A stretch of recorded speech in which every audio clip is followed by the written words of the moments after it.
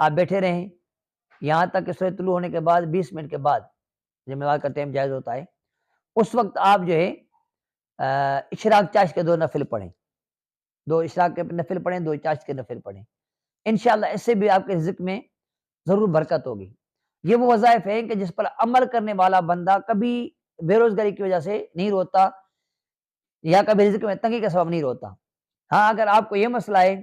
کہ آپ کو روزگار چاہیے، نوکری نہیں مل رہی، تلاش کر رہے ہیں روزگار کی، نوکری کی، تو اس کے لیے ایک وظیفہ ہے، وہ آپ کو 5 ٹائم کی نماز کی پابندی کرنی ہے۔ پچھلے وظیفوں میں بھی شرط یہی ہے کہ 5 ٹائم نماز کی پابندی ہو، اور اس میں بھی یہ شرط ہے